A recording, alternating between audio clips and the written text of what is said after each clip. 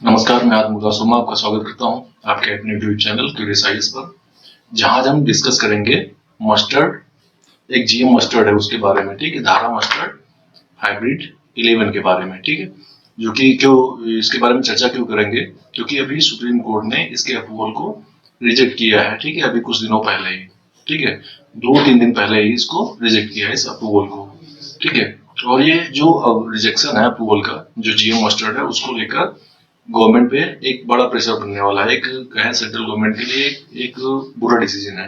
क्यों है ये बुरा डिसीजन? क्योंकि अभी हम बजट में हमने देखा कि जो यूनियन गवर्नमेंट है वो ऑयल सीड में आत्मनिर्भरता की बात करती है कि वो आत्मनिर्भर बनेंगी ऑयल सीड के मामले में। ठीक है, लेकिन अगर हम 2022-23 के आंकड़ों को देखें, ठीक है, तो इंडिया जो अपनी जरूरत का तकरीबन 55 to 56% जो ऑयल है वो इंपोर्ट करती है। ठीक है, तो ये एक बैड न्यूज है गवर्नमेंट के लिए, क्योंकि कहते हैं कि जो जीएम मस्टर्ड है, ठीक है, इसमें माना जाता है कि जो इसकी ईल्ड होगी, ये जो आज हम नॉर्मली जो मस्टर्ड जो है उगा रहे हैं उसके कंपैरिजन में तकरीबन 28 to 30% जो है उसकी ईल्ड जो है वो ज्यादा होगी। ठीक है, तो जो जीएम मस्टर्ड की बात करें तो जीएम मस्टर्ड क्या है? तो जो जीएम वर्ड है इसमें ये स्टैंड करता है जेनेटिकली मॉडिफाइड के लिए। ठीक है, जो कि डेवलप की गई दिल्ली यूनिवर्सिटी में centre for genetic manipulation of crop plants के द्वारा। ठीक है, इसके द्वारा ये जो है ये डेवलप की गई है। ठीक है, और ये जो डेवलप की गई है, जो जेनेटिकली मॉडिफाइड की गई, इसमें जो जो मस्टर्ड यूज की गई है, ठीक है, तो वो उसमें मस्टर्ड जो यूज की गई है वो इंडियन वैरायटी है, और जो ईस्ट यूरोपियन वैरायटीज हैं जो मस्टर्ड की, उनको मिलाकर ये जो धारा मस्टर्ड 11 है, धारा मस्टर्ड हाइब्रिड 11 है, उसको जो है वो डेवलप किया गया था। और ये जो क्रॉप है, ये जो धारा मस्टर्ड हाइब्रिड 11 जो है, ये जो हर्बिसाइड है, ठीक है, वो रेजिस्टेंट है और इसकी ईल्ड भी काफी ज्यादा है उसके कंपैरिजन में जो हम आज के टाइम पे ग्रो करते हैं। ठीक है, ये हर्बिसाइड रेजिस्टेंट है। मतलब हर्बिसाइड रेजिस्टेंट होने का मतलब क्या होता है? जैसे हम कोई क्रॉप जो है ग्रो करते हैं तो उसमें बहुत सारी वीड्स आ जाती है, बहुत सारा खरपतवार आ जाता है, तो उसको हम हटाने के लिए या खत्म करने के लिए हम हर्बिसाइड्स का यूज करते हैं। तो अगर हम जब हर्बिसाइड का यूज करते हैं तो उसका जो इम्पैक्ट है वो जो क्रॉप है उस पर भी होता है। ठीक है, तो उस इम्पैक्ट से बचाने के लिए इसमें हर्बिसाइड रेजिस्टेंस जो है, इस ट्रेड को जो है वो डेवलप किया गया था। ठीक है, और अगर हम बात करें जो कंसर्न है, इसको लेकर कंसर्न क्या है कि अभी इस पे इंडिया में कोई बहुत ही पुख्ता रिसर्च नहीं है कि जो जीएम मस्टर्ड होगी, ठीक है, इसका इम्पैक्ट क्या होगा, एनवायरमेंट पे क्या इम्पैक्ट होगा, और जो ह्यूमन बॉडी है उस पर क्या इम्पैक्ट पड़ेगा इस जीएम मस्टर्ड के ऑयल का। ठीक है, क्योंकि जो भी रिसर्च है वो विदेशों में रिसर्च की गई है। ठीक है, इंडिया में ऐसी कोई रिसर्च नहीं है जो ये सही से बता सके कि जीएम मस्टर्ड का हनी बीज, क्योंकि हम जानते हैं सरसों के जो पॉलिन है उससे हनी बीज जो है वो हनी बनाती हैं। ठीक है, तो उन पे क्या इम्पैक्ट पड़ेगा और जो अदर जो पॉलिनेटर्स हैं उन पे क्या इम्पैक्ट पड़ेगा, इसको लेकर कोई भी कॉम्प्रिहेंसिव स्टडी इंडिया में नहीं है। ठीक है, और ये जो जीएम मस्टर्ड है इसको अप्रूवल मिला था, जो इन्वायरमेंटल रिलीज है इसका अप्रूवल मिला था जेनेटिक इंजीनियरिंग अप्रेजल कमेटी के द्वारा। ठीक है, इस कमेटी ने इसको अप्रूवल दिया था। ठीक है, उसके बाद ये पिटीशन फाइल की गई सुप्रीम कोर्ट में, और ये केस चला है तकरीबन 22 साल तक। ये केस जो है ये सुप्रीम कोर्ट में चला है, और अभी सुप्रीम कोर्ट ने अपना फाइनल जजमेंट दिया है, जिसमें उसने स्प्लिट वर्डिक्ट में इसको अभी के लिए इसका अप्रेजल जो है उसको नकार दिया है। ठीक है, अगर हम बात करें जीएम क्रॉप्स को लेकर कि ये जो जीएम क्रॉप्स होती हैं वो क्या होती हैं, ठीक है, जीएम जो स्टैंड करता है जेनेटिकली मॉडिफाइड, तो कई बार होता है ना, क्रॉप को हम कुछ ट्रेड चेंज करना चाहते हैं। ठीक है, उसमें जैसे हम जो क्रॉप अभी हम ग्रो कर रहे हैं उसमें चाहते हैं जैसे वो ईल्ड ज्यादा दे, ठीक है, वो ईल्ड ज्यादा दे, उसकी उपज ज्यादा हो। ठीक है, वो पेस्टिसाइड जो है, हम जो पेस्ट है ना, उनसे बचाने के लिए हम क्या करें, ऐसे कुछ उसमें ट्रेड्स डाल दें, ठीक है, जो पेस्ट रेजिस्टेंट हो जाए। ठीक है, उसमें जो कीड़े मकोड़े हैं वो उस क्रॉप को नुकसान ना पहुंचा पाए। ठीक है, और पेस्टिसाइड जो हर्बिसाइड्स हैं उनका रेजिस्टेंस जो है वो हम उन क्रॉप्स में पैदा करें, ताकि जो हम हर्बिसाइड यूज करते हैं उसका बैड इम्पैक्ट जो है उस क्रॉप पे ना पड़े। ठीक है, तो इस प्रोसेस में क्या करते हैं हम, दूसरे एनिमल से या प्लांट से या बैक्टीरिया या किसी सिंथेटिक बैक्टीरिया का जो ट्रेट है, वो जो डिजायर्ड क्रॉप है उसमें हम उसको एडिट कर देते हैं। ठीक है, जैसे एग्जांपल के तौर पे मान लीजिए जैसे हम अभी पैडी की क्रॉप जो है ग्रो करते हैं, उसी का सीजन चल रहा है, खरीफ का सीजन चल रहा है, तो हम धान की फसल जो है वो ग्रो करेंगे। तो उसमें क्या होता है, कई बार क्या होता है, जो मौसम होता है वो किसानों का साथ नहीं देता है, बारिश उतनी अच्छे से नहीं होती है, तो क्रॉप क्या होती है, वो बेकार हो जाती है। ठीक है, तो हम जानते हैं बबूल नाम का पेड़ है, ठीक है, बबूल सभी लोग जानते हैं, उसको ग्रो करने के लिए कितने पानी की जरूरत होती है, वो तो रेगिस्तान में भी उग जाता है। ठीक है, तो उसका पहले रिसर्च करके हम वो ट्रेड जानेंगे कि किस गुण के कारण ये जो बबूल का पेड़ है वो सस्टेन कर जाता है ये ड्राउट एरिया में भी, मतलब जहां पानी की बहुत ज्यादा कमी है वहां कैसे सस्टेन करता है। तो वो हम रिसर्च करने के बाद उसका वो ट्रेड जो धान की फसल है, ठीक है, जो क्रॉप है, जो पैडी क्रॉप है, उसमें हम उसको एडिट कर देते हैं। धान की क्रॉप में वो ट्रेड लाके डाल देते हैं, उसका जो डीएनए है उसको एडिट करके वो ट्रेड उसमें डाल देते हैं। उसके बाद क्या होगा कि जो अगर मान लीजिए बारिश नहीं होती है ज्यादा, तो क्या होगा कि जो उसकी क्रॉप है वो डैमेज नहीं होगी। ठीक, क्योंकि हमने उसका जो बबूल का गुड़ है, ठीक है, वो उसमें डाल दिया है, तो वो कम पानी में भी वो अच्छे से उसकी yield होगी, क्रॉप जो है वो अच्छी होगी। ये क्या है, ये जीन एडिटिंग है। ठीक है, इस तरीके से हम एक स्पीसीज का दूसरे स्पीसीज में जो ट्रेट है उसको हम डाल देते हैं। ठीक है,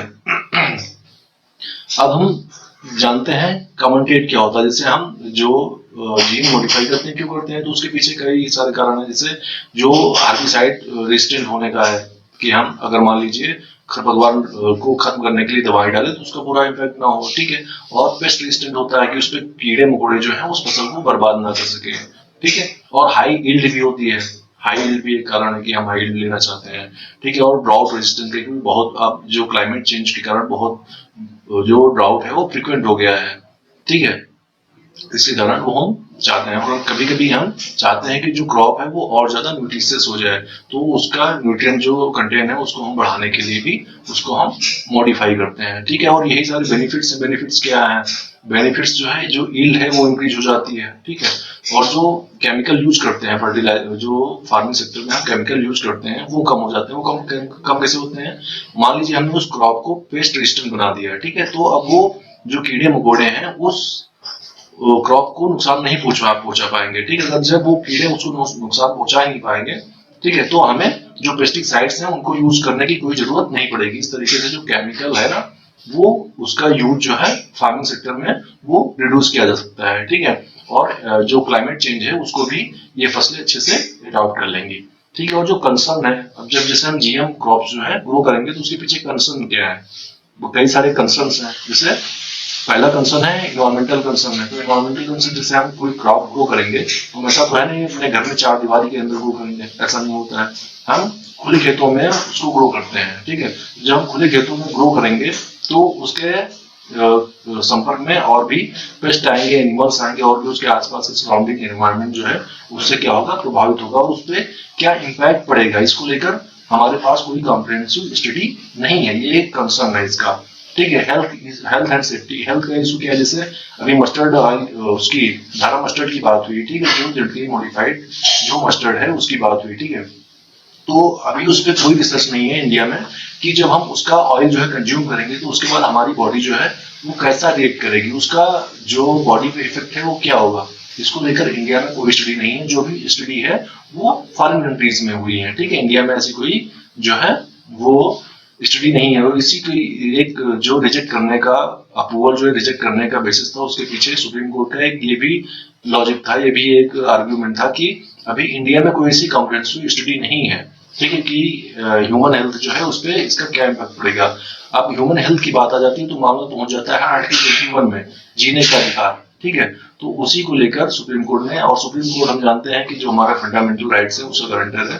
ठीक है, तो उसमें कोई भी फंडामेंटल राइट्स हमारे इस तरीके से नहीं छीन सकता है। ठीक है, हो सकता है हमारी हेल्थ पे उसका बुरा इम्पैक्ट पड़े, तो पहले आप स्टडी करिए, उसके बाद ये चीजें जो है ये लागू करिए, इसको अप्रूवल दीजिए। ये मामला था। ठीक है, तो अगर हम जीएम क्रॉप की बात करें, इंडिया में जीएम क्रॉप की बात करें, ठीक है, तो अभी इसको तो ये अप्रूवल अभी के लिए क्या किया गया है, हाई कोर्ट के द्वारा रिजेक्ट कर दिया गया, उसने इसे अप्रूव कर दिया है अभी के लिए। ठीक है, ठीक है, तो ऐसा नहीं है कि इंडिया में अभी तक किसी जीएम क्रॉप को अभी तक कोई भी मंजूरी नहीं मिली है। ठीक है, तो इंडिया में बहुत पहले से तकरीबन कहिए 20-22 साल से एक जो क्रॉप है, जीएम क्रॉप है, उसको ग्रो किया जा रहा है। ठीक है, और सिर्फ अभी तक एक जीएम क्रॉप है जो कमर्शियली जो है ग्रो की जा रही है, उसको अप्रूवल मिला है। ठीक है, बाकी किसी भी क्रॉप को अप्रूवल अभी तक नहीं मिला है। वो एक क्रॉप है बीटी कॉटन। ठीक है, बीटी कॉटन को 2002 में ही अप्रूवल मिल गया था। ठीक है, और उसके बाद से इसकी जो बीटी कॉटन है उसकी खेती जो है की जा रही है, और ये इतना ज्यादा फैल चुका है कि जो कॉटन जो है, कॉटन जितना भी शेयर है इंडिया में, जितना भी लैंड पे कॉटन की खेती की जाती है, उसमें से 90% जो कॉटन है वो बीटी कॉटन ग्रो किया जाता है। ठीक है, इसको फार्मर्स ने एक्सेप्ट कर लिया है, अच्छे से एक्सेप्ट कर लिया। और ये बीटी बैंगन, सॉरी बीटी कॉटन जो है लाने की जरूरत क्यों पड़ी, उसके पीछे कारण है एक बैक्टीरिया। ठीक है, वो बैक्टीरिया का नाम है बैसिलस थुरिंगेनिसिस। ठीक है, जिसके कारण एक पिंक बॉलवॉर्म नाम का रोग हो जाता है जो कॉटन है उसमें। ठीक है, तो इसी से बचाने के लिए ये जो कॉटन की क्रॉप थी, ठीक है, उसमें मॉडिफिकेशन जो है वो किया गया। ठीक है, तो ऐसा जैसे अभी रिजेक्ट कर दिया गया सुप्रीम कोर्ट के द्वारा, तो ऐसा नहीं है कि वो इकलौती फसल थी। ठीक है, अभी और भी कई सारी जो फसल्स हैं, क्रॉप्स हैं, जिन पर जो मॉडिफिकेशन का काम जो है वो चल रहा है, वो कंटिन्यू है। जैसे इस लाइन में जीएम राइस है, जीएम राइस की भी वैरायटीज पे जो जेनेटिकली मॉडिफिकेशन किया जा रहा है। ठीक है, ब्रिंजल है, बैंगन है, उसकी भी वैरायटीज पे ये काम किया जा रहा है, और मेज मक्का की वैरायटी पे भी ये काम जो है वो किया जा रहा है। ये करना भी जरूरी है, क्यों? क्योंकि क्लाइमेट चेंज हो रहा है, हम जानते हैं क्लाइमेट चेंज हो रहा है, तो अगर हमें अपनी फूड सिक्योरिटी इंश्योर करनी है तो उसके लिए जो है वो फसलों को हमें मॉडिफाई करना पड़ेगा। क्योंकि आज जो हम करंट टाइम पे जो फसलें ग्रो कर रहे हैं वो जो क्लाइमेट चेंज है उसके साथ वो समन्वय नहीं बिठा पाएंगे, वो बर्बाद हो जाएंगी फसलें। ठीक है, तो इससे कारण हमारी फूड सिक्योरिटी जो है वो बुरी तरीके से प्रभावित होगी। ठीक है, तो ये था हमारा आज का वीडियो। उम्मीद है आपको पसंद आया होगा, इन्फॉर्मेटिव लगा होगा। अगर आपको वीडियो पसंद आया हो तो लाइक करें, शेयर करें, चैनल को सब्सक्राइब करें। धन्यवाद।